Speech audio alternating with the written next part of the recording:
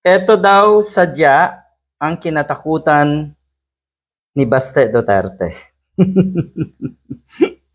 Ang lakas ng loob na maghamon.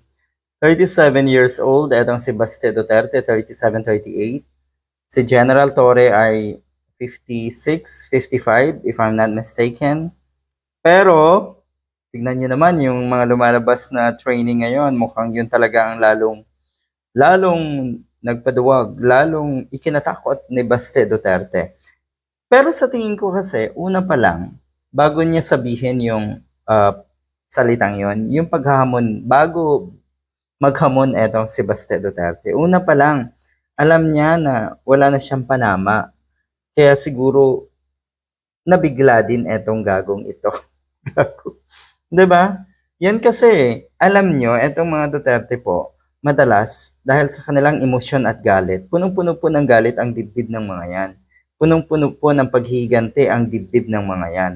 Paghihiganti at galit na mukhang sarili naman nila ang dapat sisihin. 'Di ba? Katulad ni Sara Duterte, pag puno ka kasi ng galit at puno ka ng paghihiganti, wala talagang preno ang bibig mo. Hindi mo na talaga pag-iisipan ang mga sasabihin mo.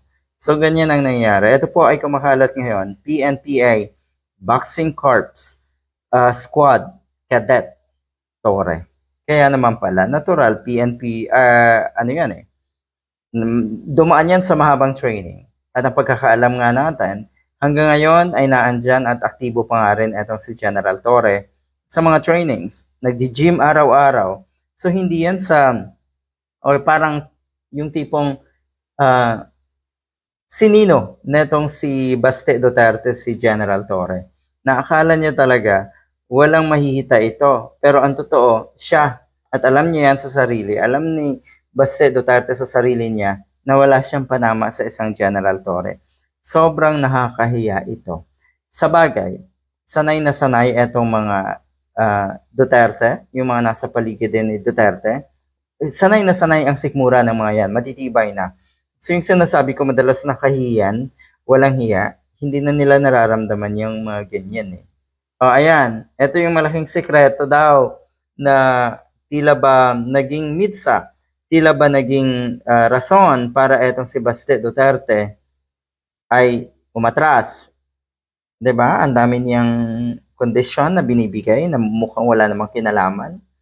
Mukhang walang kinalaman. So basagulero talaga kung tutuusin dahil away talaga ang gusto.